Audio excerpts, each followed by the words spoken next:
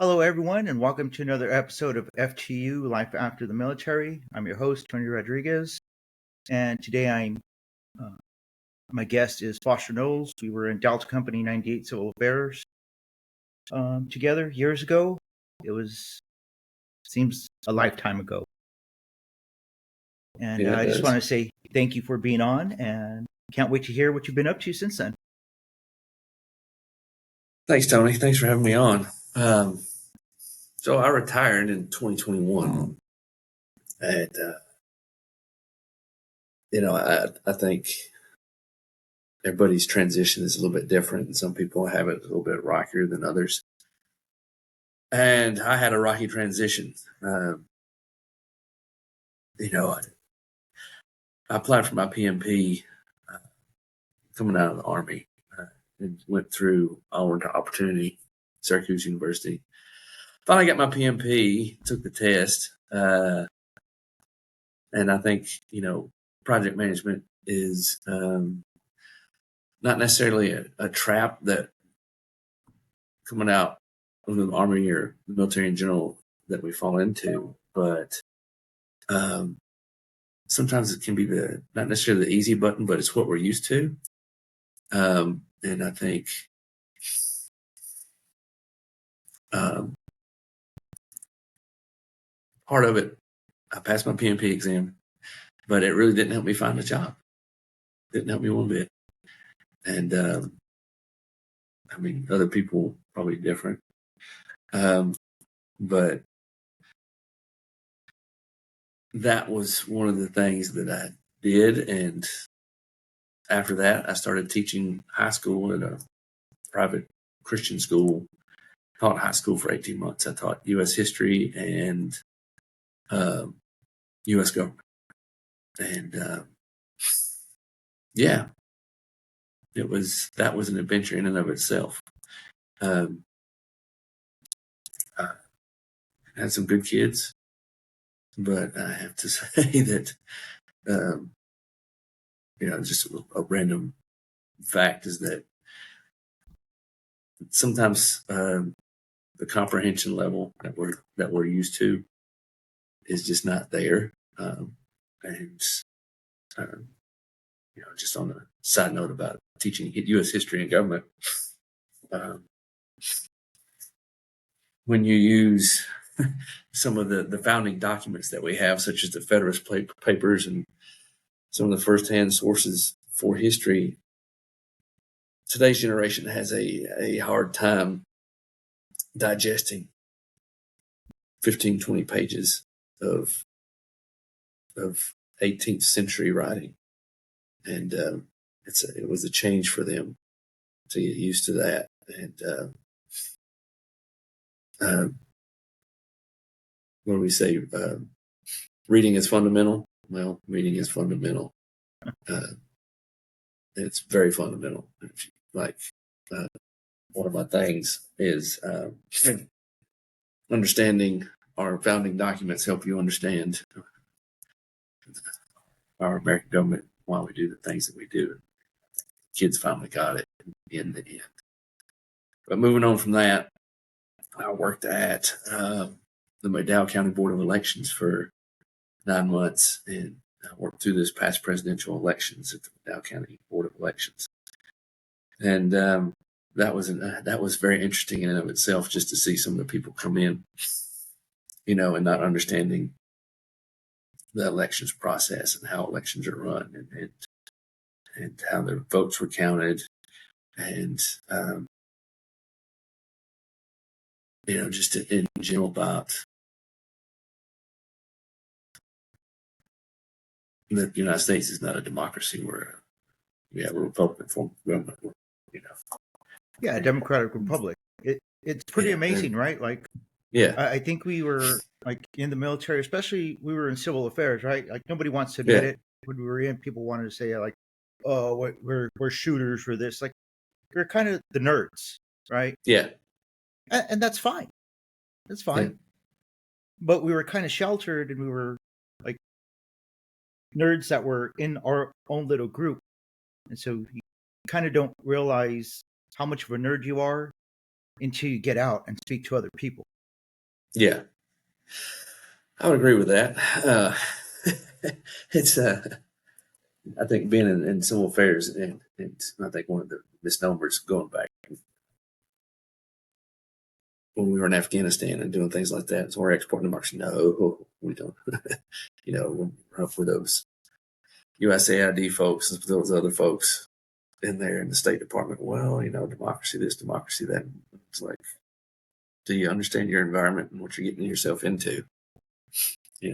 Especially down there in Colombia, they had their own set of things in the way that they did things. And, it just, what they say, the old adage, by, with, and through. If you work by, with, and through folks, that's the easiest way to do it. But anyway, I digress. So Board of Elections, and then I received a call from the program manager for Work for Warriors. I was working with the Work for Warriors counselor up in Asheville, North Carolina, and got a phone call from his boss one day. He's like, "Hey, Jeff Wheeler, give me your number. Said you'd be a good candidate for this position. It's open in the north." And we had an hour and a half conversation, and I was hired. And Work for Warriors, we are a part of the Yellow Ribbon program under the North Carolina National Guard. And we assist veterans and reservists, spouses, and dependents find employment. We worked on the LinkedIn profiles and USA Jobs resumes, civilian resumes, job searching, and also interview preparation. And it was a blessing that I got this job, and part of the transition process, and I think USASOC has the right approach to it. One of the managers for that program was Grant Martin. I worked with him in SWIC, and he sent me a few things for the USASOC program, comparing that to the FORSCOM program. And USASOC those guys are 2 to 3 years out from your retirement date, And Tony, did you retire out of USASOC or did you retire out of FORSCOM? Out of USASOC. Okay. So, but in 2021, when I retired, those guys were way ahead and the resources that USASOC had there for its guys was miles and miles ahead of what FORSCOM was giving everybody, and I think there's the Honor Foundation and other things out there too to help out with transition. But, going through SFL TAP, that was the biggest, that was a letdown, and just having to go through, and I did 4 block, and that was okay, but 4 block was more location specific, and I couldn't get to the Charlotte cohort, so I did the one down in Orlando. Not really tuned into where I was trying to retire to, but some of the skills were the same, like interview prep and resume prep and stuff like that. But I think, it's a tale of how the state of North Carolina is different, because out east in Raleigh and the Triangle and the Triad and Fayetteville and Eastern North Carolina, you have NC for Me, which is big out there. They do various events out there at Lejeune, at Seymour Johnson, and at Bragg, and other things like that. Out here, once you get past Hickory, and on that part of Interstate 40 heading out to Tennessee, there's not that much as far as organizations helping veterans transition. You do have a few smaller ones like Hickory for Vets, and then you have Veterans Bridge Home out of Charlotte, which does a lot of good things. And then you have in South Carolina, which one in South Carolina? I don't remember off the top of my head. but they do a lot of good things. I can tell you real quick. Let me look it up real No, quick. it's good to hear this side of it, especially Yeah. with everything that you were mentioning with ESOC. I mentioned the Honor Foundation, and what's the other one? The SOTIF, Special Operations Transition Foundation. Um, Yes. Yes. Those um, guys are great. so I was a knucklehead, right? And I got it. I don't need anybody's help. And Yeah.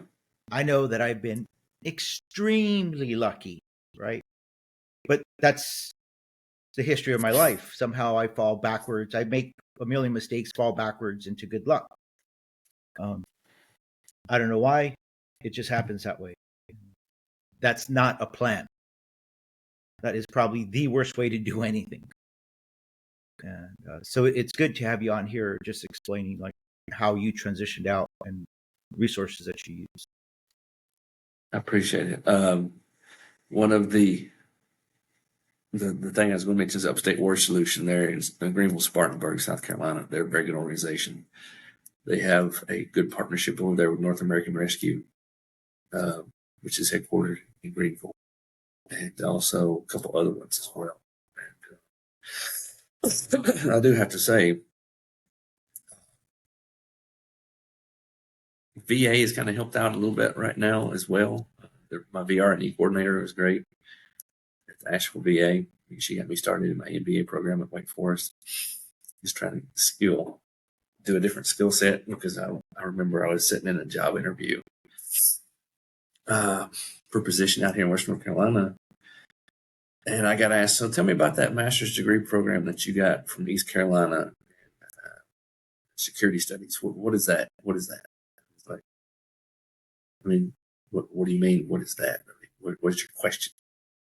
How does it help you with this job? It was like, I didn't want to say it, but it helps me think and I can read and write. So, you know, I didn't get it for your position. I got it to help me out in the U.S. Army. But that was one of the big questions that I got one time in a job interview. But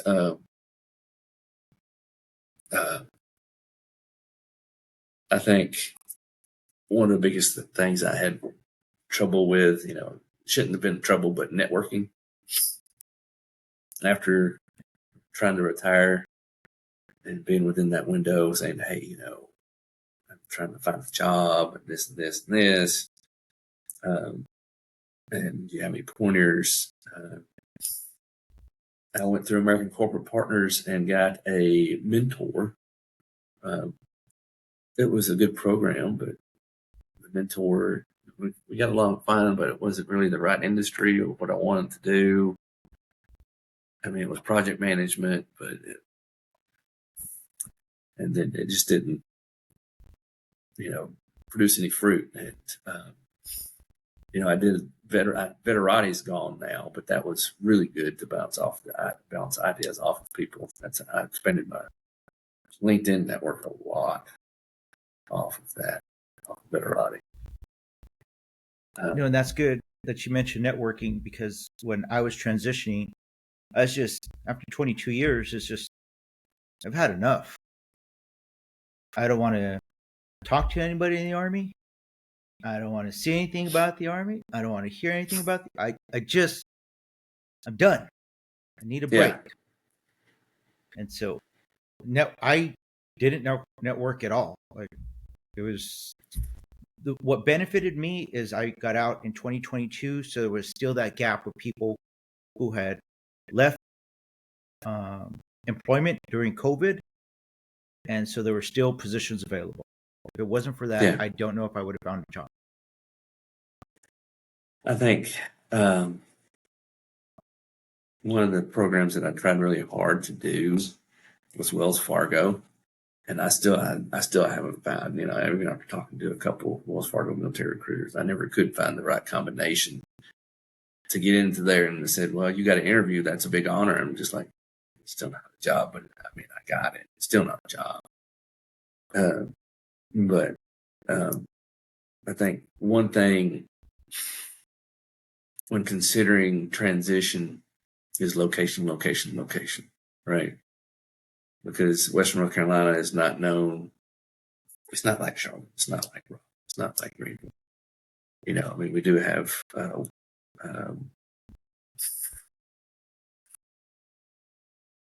uh, there is a division of Raytheon up here that build aircraft. Pratt and Whitney. Pratt and Whitney's up here. GE Aerospace is up in Asheville. But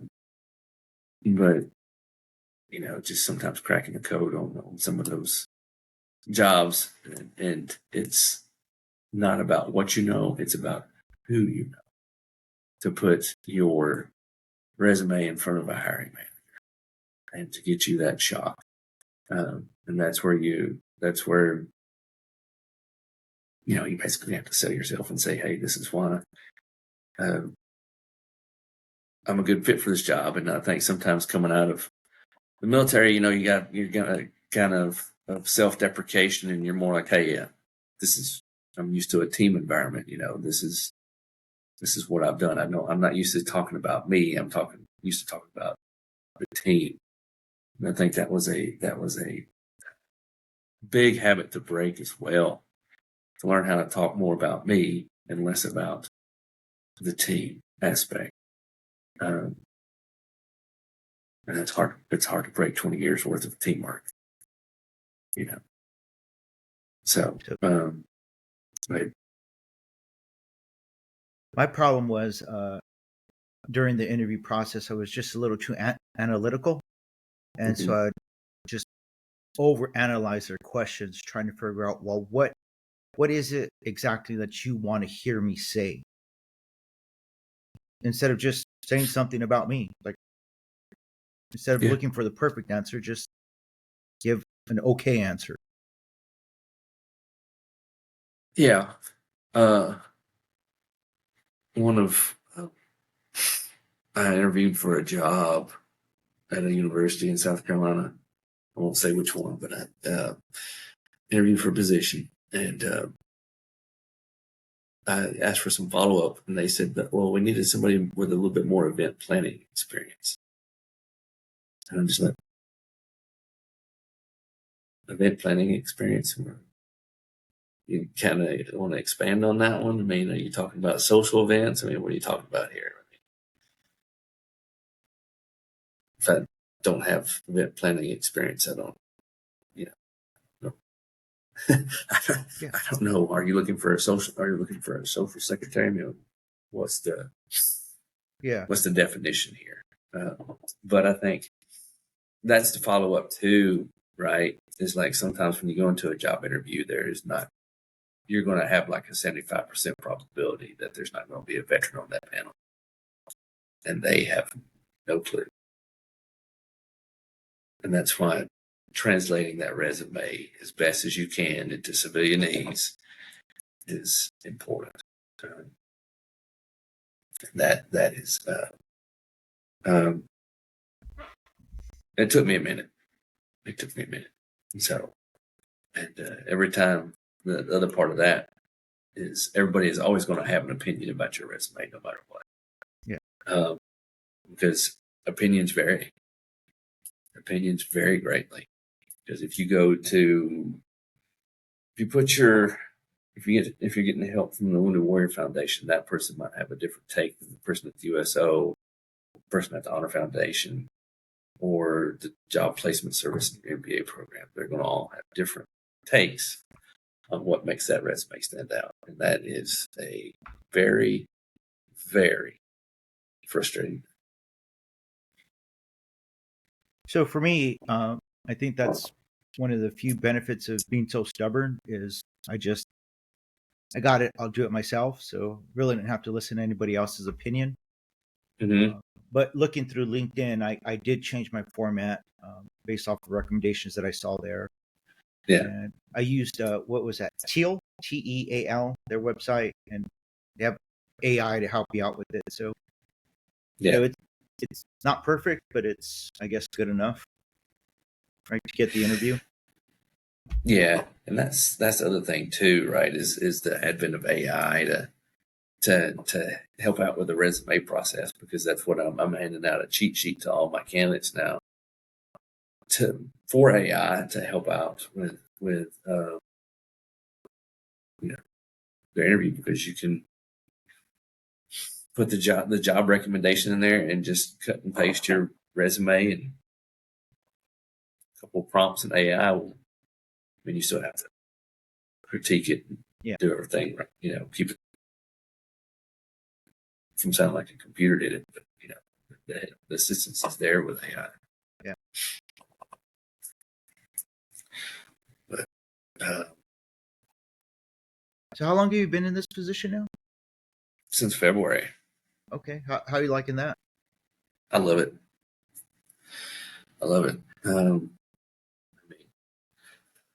It's a good way to help out folks, and I'm getting a lot of exposure in the local community as well. We just had a veteran stand down in Hickory on April 11th. The focus of that is just a little bit different. It was really the clientele that normally my demographic that I normally serve was kind of underrepresented there, because most of those guys that came in for the veteran stand down were mostly older veterans. Your Vietnam era veterans, guys that were in also in the 80s or 90s. Not necessarily our generation of guys. I mean, there were a few, but it's one of the recommendations I'm going to make as well. We're going to do the next stand down is that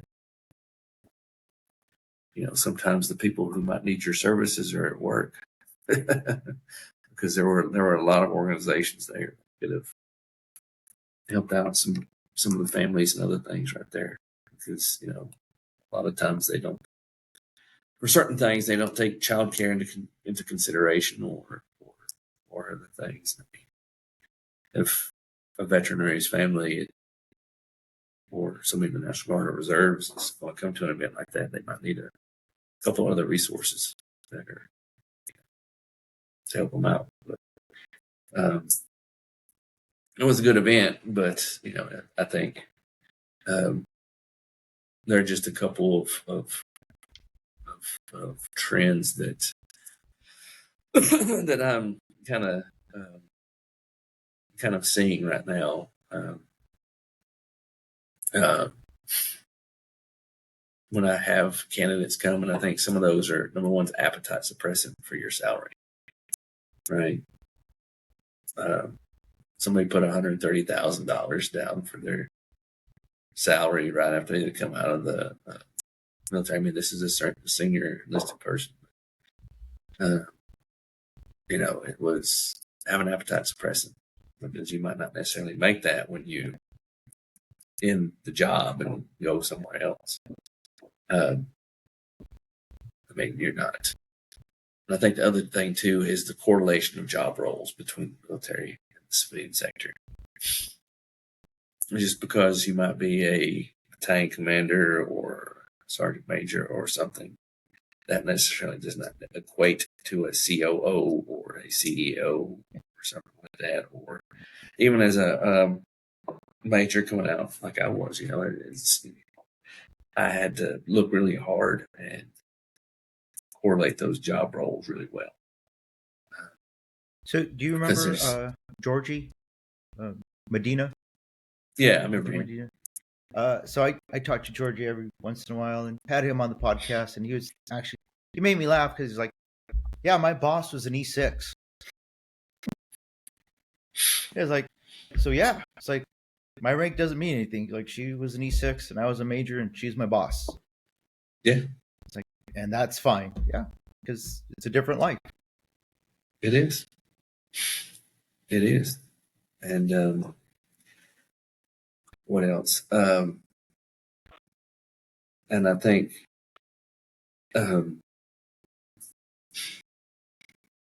follow through as well, because one of the biggest things that I'm running into is, if you come to me as part of for the Wounded Warrior or not the Wounded Warrior, but the Work for Warriors program.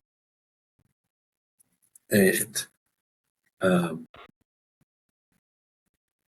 you're signing up, and we're trying to reach out, we're trying to schedule, we're trying to work on your resume and do all these other things.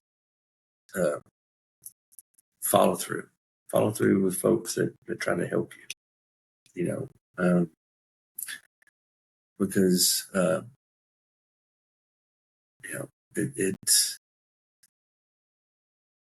it will help you out in the long run if you follow through. I think that goes through along the lines too as a job seeker. Follow through, because even sometimes, even when I did follow through with a recruiter or with a job post, or I was ghosted a lot. That was a big. That's, I don't know. I think it still is a big trend when you apply to some positions, because recruiters will ghost you in a heartbeat. I think that is a big thing to get used to.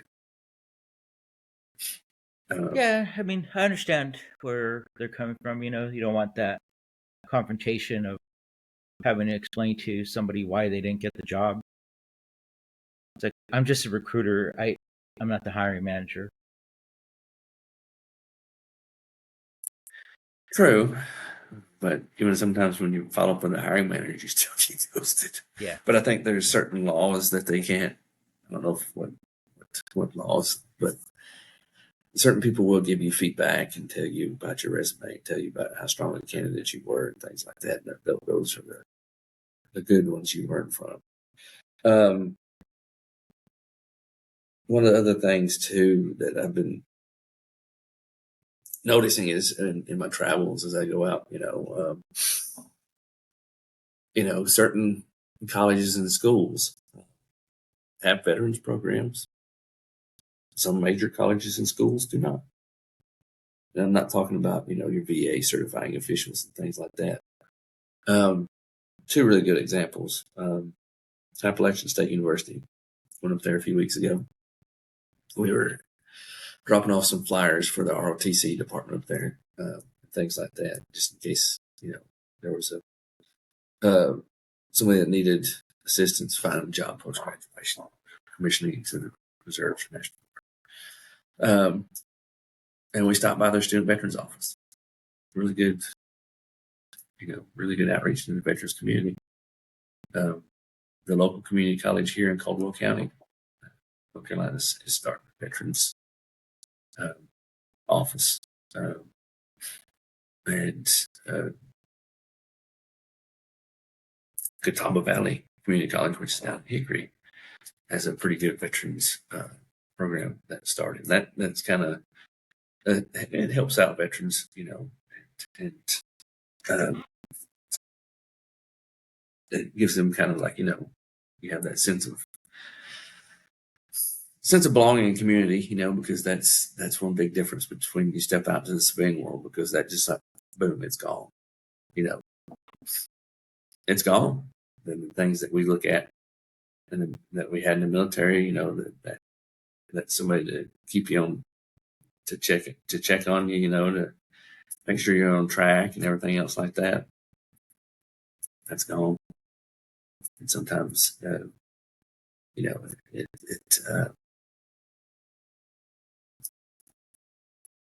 don't know if it's a care factor. I just don't know.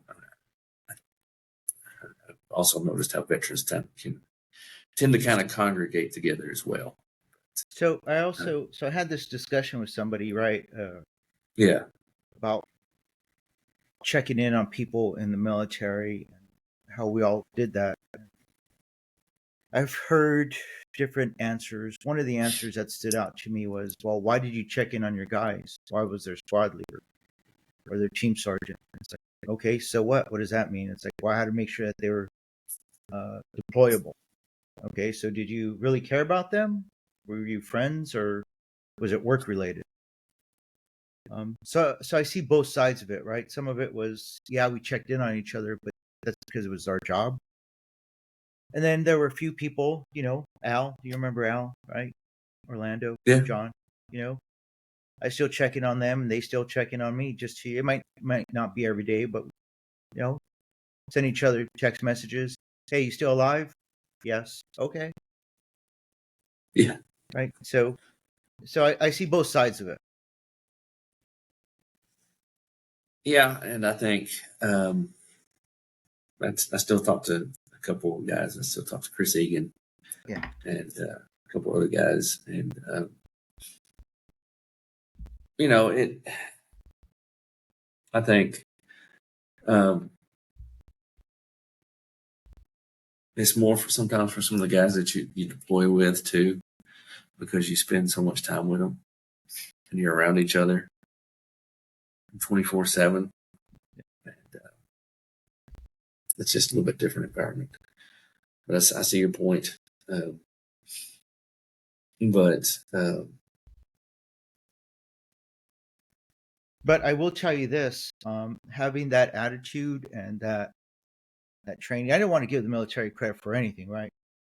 yeah, I found a job I succeeded because of me, not because of you, right? Well, I was just being stubborn and pig-headed, right? So, in the job that I'm doing now, just checking in on guys, following up on people, thanking people seems to go a long way. I have people looking at me like I'm speaking another language. Like, I can't believe you thank me. But come to work, you do your best.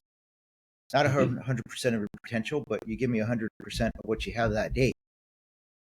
I don't know if yeah, you went home, had a fight with your wife. I don't know if your house is being foreclosed, right? So the fact that you showed up and you're giving me the best effort that you have, yeah, I want to thank you for that. yeah, And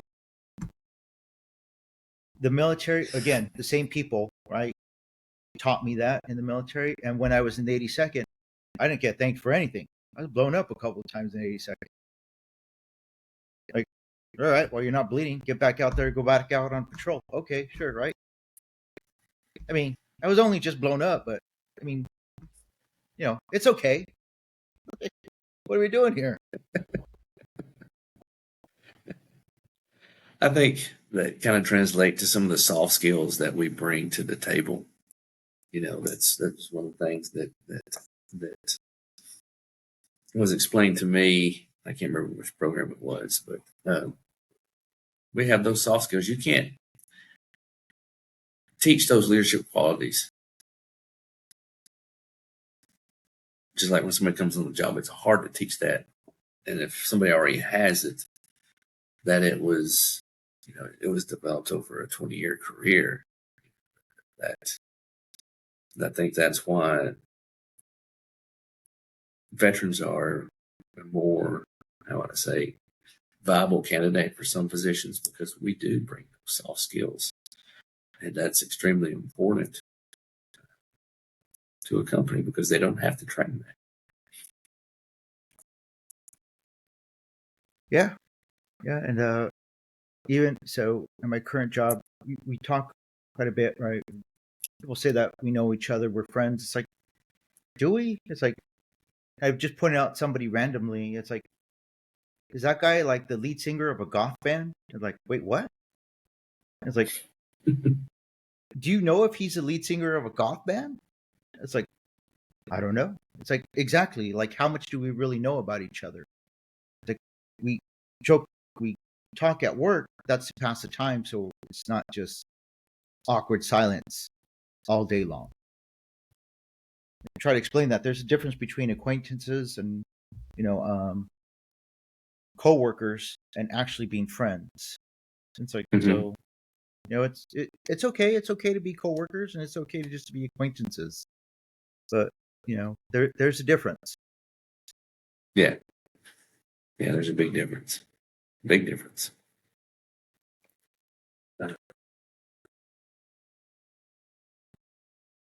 So you were talking about the VR&E program, right? Yeah. How did that work out for you? Like, how hard was it for you to get into the program? It really wasn't really that hard. I mean, I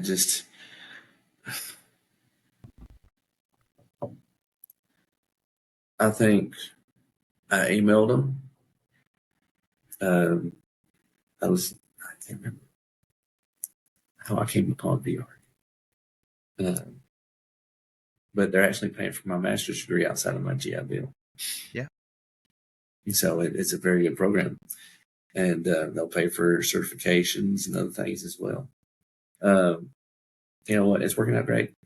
I mean, they have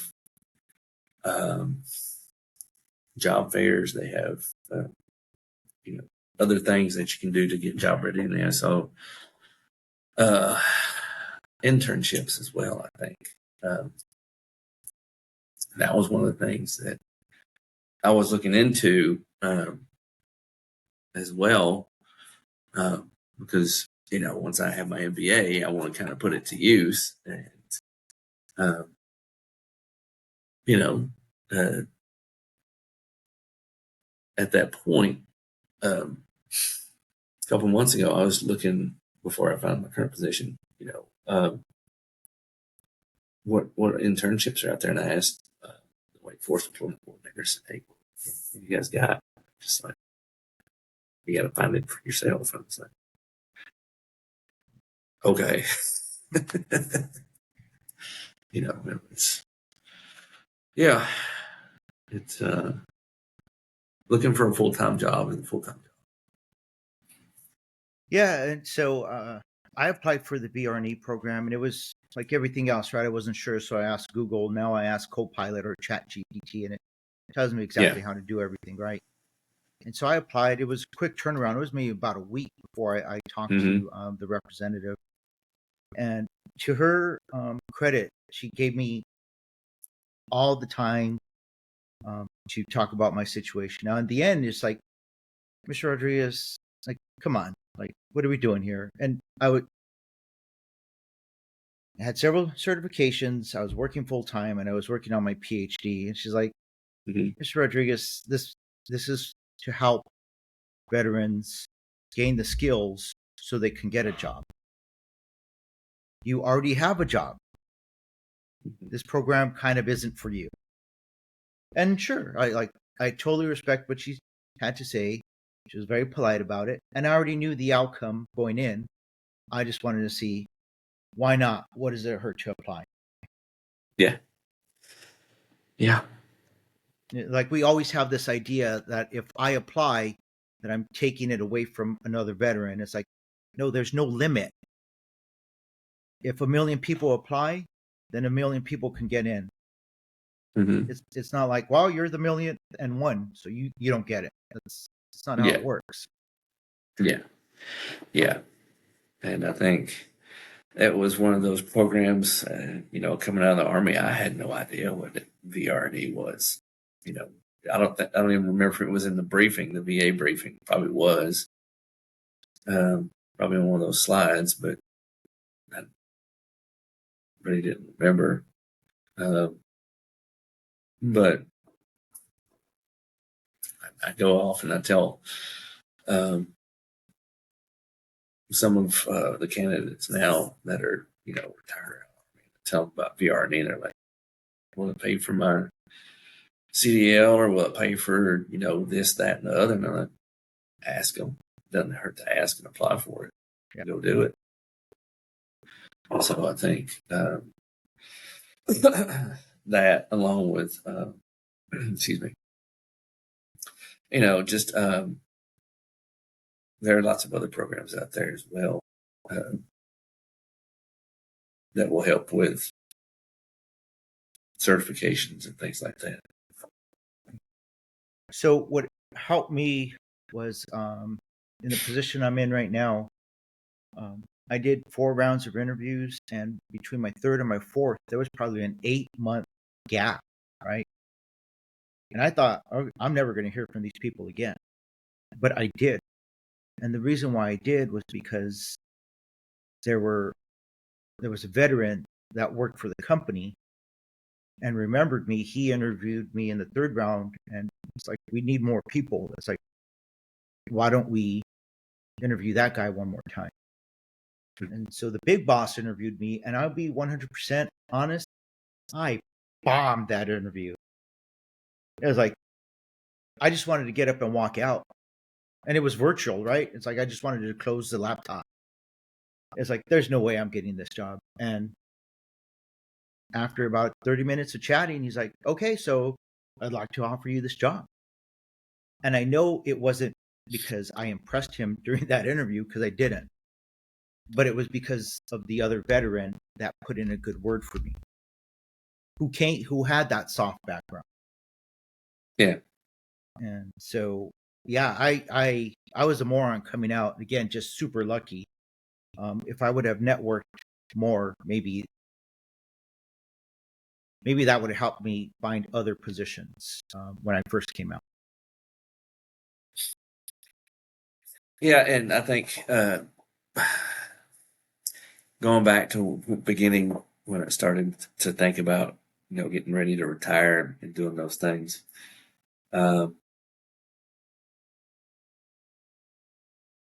having that conversation with my wife.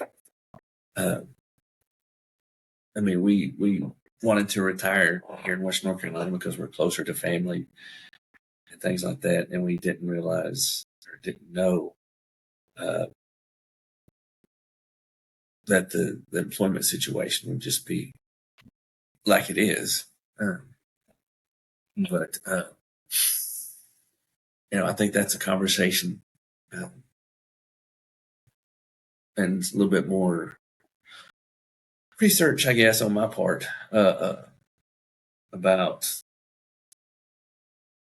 these are the jobs that are going to be available, and even when I got here and I went to the NC Works folks, they still had a hard time, or it was very, how would I say it? I didn't really get any traction from NC Works trying to apply for a position out here. It was very difficult, and it was just a process. So, and I think what are the statistics is that a veteran is going to change jobs 2 or 3 times in the first 18 months after he retires. Yeah. So, it is. Yeah, it's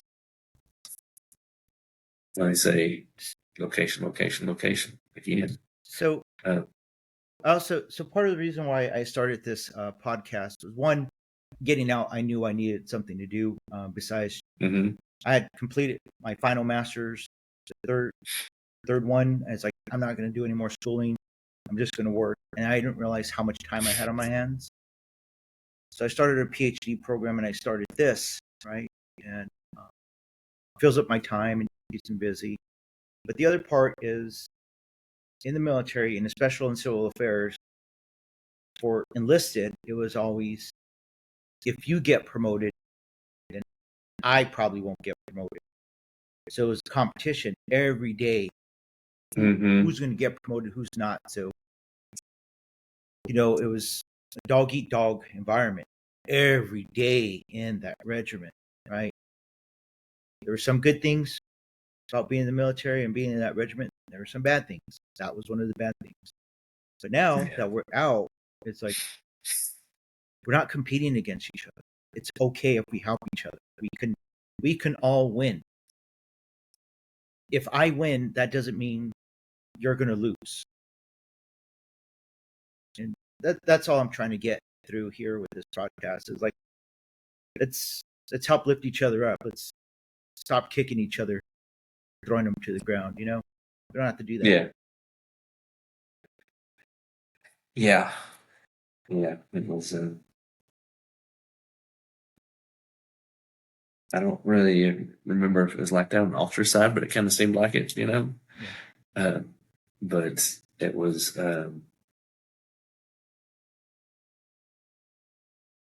I think sometimes I just got to the point I'm just going to do my 100%. If it's good enough, it's good enough, and I know what I did, and it is what it is. Yeah. So, yeah.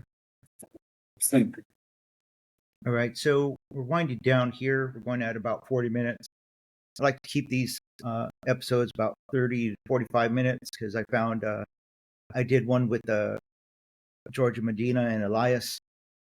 Yeah. We talked for 2 hours, and that is the least downloaded episode because nobody's going to listen for 2 hours. Yeah. They're just not. And so the whole point is to get people to listen. So maybe we can help them out. So, but what I like to do is, you give you an opportunity if there's any shout outs for anybody for any reason whatsoever. It doesn't matter. It could be first time I had Chris on here, he shouted out some punk band, and his wife was like, "Seriously, you could shout it out anybody," and he give a shout out to a punk band. Like, sure, why not? And then if there's anything that you want to highlight from like any organizations, your services, if you're doing something on the side, if you have like what are the hip cool kids calling it, a side hustle? Yeah. Yeah. If you have a side hustle,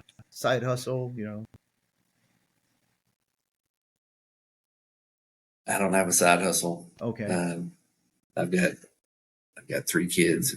Okay. It's taking enough of my time. To Well, how about where you work at now? Like, how can somebody get in contact with you or with your organization? so work for Warriors. 1 second, let me pull up an email here. All right.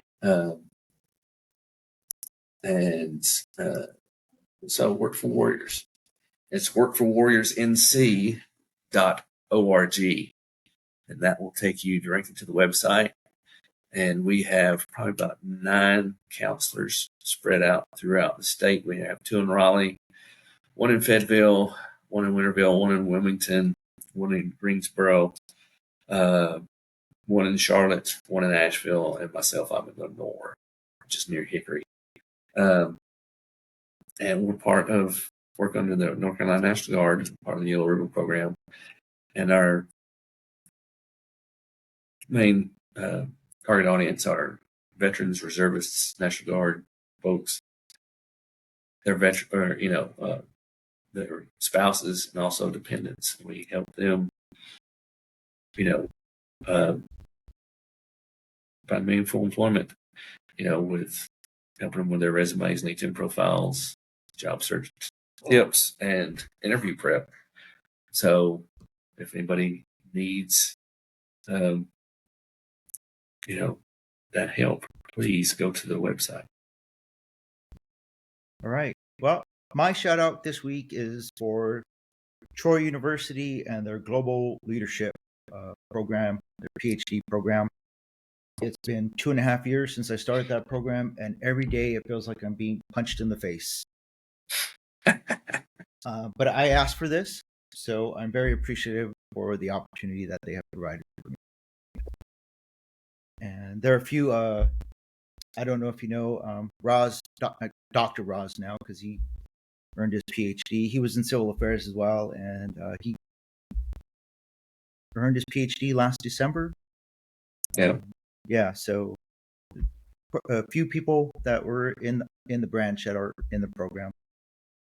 So I enjoy it. It's almost like a second family. I treat it as a second family because I can only take the group gatherings every so often.